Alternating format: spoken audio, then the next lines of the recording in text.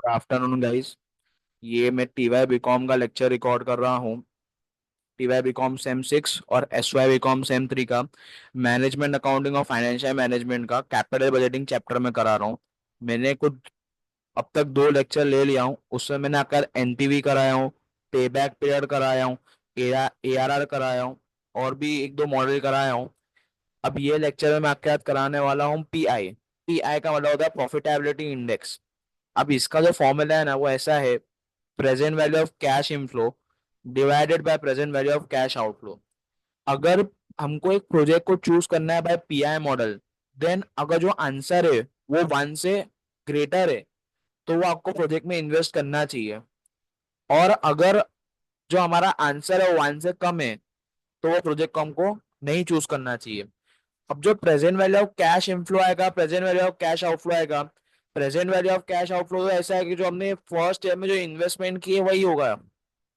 लेकिन present value of cash inflow आपका ऐसे आएगा जैसे हम लोग ने एनपीवी में करे थे कि कैश इनफ्लो कॉलम बना देते थे, उसको प्रेजेंट वैल्यू फैक्टर का मल्टीप्लाई करते थे, फिर जो आता था उसका पूरा टोटल करते थे, तो वो आपका present value of cash inflow था जो हमने एमपीवी लास्ट लेक्चर में किए होंगे। तो वैसे ही हमको करना है। मैं आपके अंदर पहले फॉर्मूला रखता हूँ।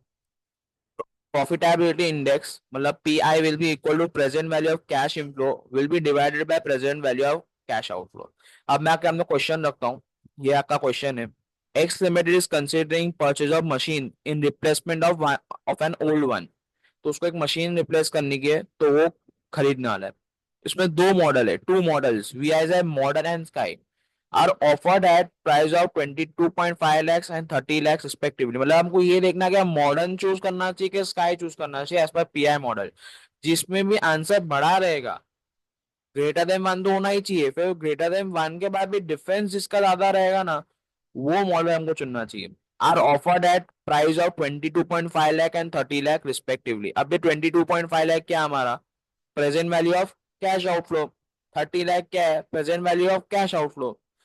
Further particular regarding this model given below. मतलब हमको क्वेश्चन का एक पार्ट तो मिल गया, मतलब फॉर्मूला का एक पार्ट मिल गया, present value of cash outflow मिल गया। अभी बस present value of cash inflow ढूंढना है। तो अभी आगे क्वेश्चन बढ़ाता हूँ मैं। कितने ईयर्स दिया हुआ है? इकोनॉमिक लाइफ 5 ईयर्स, मॉडर्न की स्काई की कितनी दी हो 6 ईयर्स। कैश इनफ्लोस देके रखा है पहले से इन लोग ने, मतलब हमको कुछ भी नेट प्रॉफिट से माइनस नहीं करना है। मतलब जैसे हम लोग ने एक सम में किए थे कि नेट प्रॉफिट में से डेप्रिसिएशन माइनस करे थे, फिर हम लोग ने उसको आंसर ढूंढने थे, लेकिन इधर ऐसा नहीं करना है। इधर कैश इनफ्लोस दिया हुआ ही पहले से ये।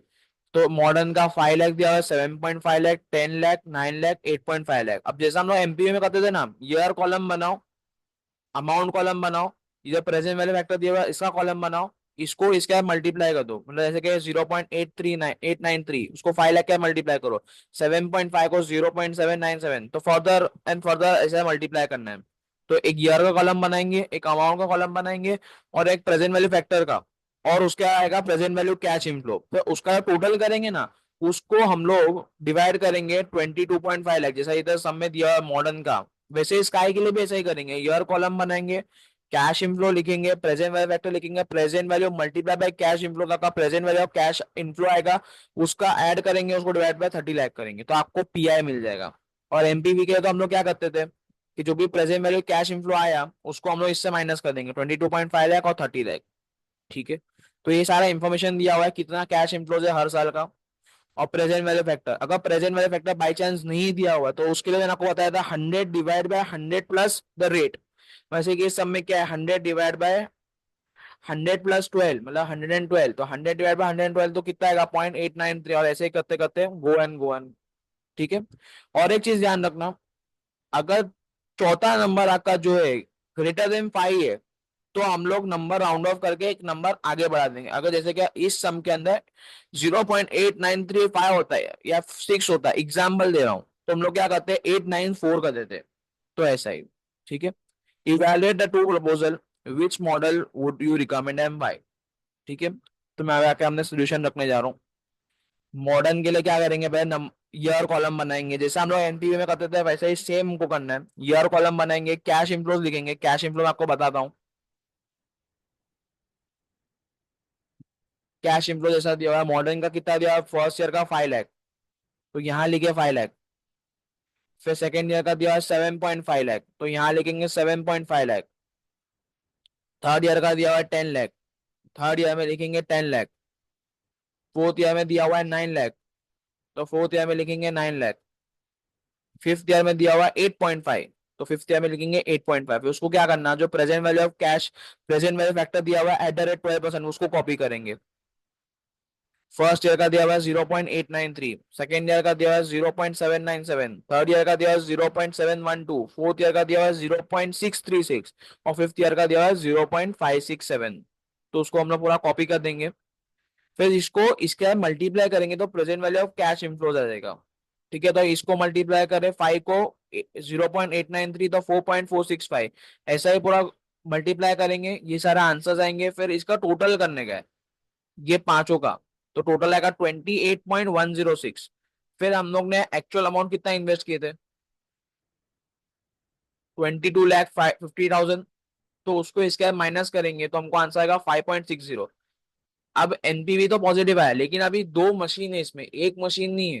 दो मशीन में हम लोग कंपेयर करेंगे किसका एनपीवी ज्यादा है और किसका पीआई ज्यादा है, उस बेसिस पे हम लोग चूज करेंगे। फिर हम लोग ऐसा स्काई का बनाएंगे, ईयर कॉलम बनाएंगे, कैश इनफ्लो बनाएंगे, प्रेजेंट वैल्यू फैक्टर बनाएंगे और प्रेजेंट वैल्यू कैश इनफ्लोज बनाएंगे। वैसा ही सारा इंफॉर्मेशन कॉपी करेंगे स्काई का, जो भी दिया हुआ है कैश इनफ्लो। फर्स्ट ईयर का दिया हुआ है 6 लाख, सेकेंड ईयर का दिया हुआ है 8 लाख, थर्ड ईयर का दिया हुआ है 10 लाख, फोर्थ का दिया हुआ है 12, फिफ्थ का दिया हुआ है 10.5 और सिक्स का दिया हुआ है 9.5।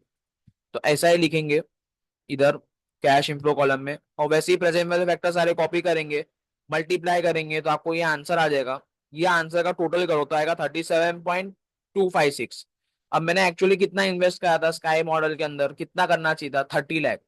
तो मैं जब 30 को माइनस करूंगा मेरे को आएगा 7.256। मतलब अगर एज पर एनपी मॉडल देखने जाओ ना, मुझे एनपी मॉडल के अंदर मॉडर्न का है 5.606 और मुझे स्काई का आया है 7.256। तो मेरे को स्काई मॉडल में इन्वेस्ट करना चाहिए। अब हम क्या करेंगे, पीआई मॉडल से जाएंगे। तो पीआई मॉडल का फॉर्मूला क्या है, present value of cash inflow upon present value of cash outflow. तो हम लोग क्या करेंगे, मॉडर्न का कितना दिया present value of cash inflow 28.106, तो वो लिखेंगे 28.106। और कैश आउटफ्लो कितना दिया हुआ है 22.5, तो जब दोनों को डिवाइड करेंगे तो हमको आंसर आएगा 1.25।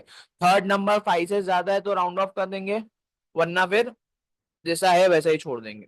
ठीक है, फिर वैसा ही स्काई मॉडल में भी फॉर्मूला अप्लाई करेंगे। Present value of cash inflow कितना दिया हुआ है 37.256, तो लिखेंगे यहाँ पर 37.256। आउटफ्लो कितना दिया हुआ है 30 लाख, डिवाइड करेंगे तो कितना आएगा 1.24। अब जब मॉडर्न और स्काई के पीआई में कंपैरिजन करेंगे तो मॉडर्न का पीआई ज्यादा है, तो as per PI model Modern में इन्वेस्ट करना चाहिए और as per NPI model Sky में इन्वेस्ट करना चाहिए। तो यहाँ हम लोग कमेंट लिखेंगे, so as per PI model Modern will be better to opt. ठीक है, तो ये सम के लिए इतना ही था। नेक्स्ट लेक्चर में मैं आपको और एक मेथड कराऊंगा। ठीक है, तो that's was it, thank you so much. जो भी रिलेटेड कंटेंट चाहिए तो जरूर कमेंट करें, लाइक करो, शेयर करो, सब्सक्राइब करो। Bye bye, take care.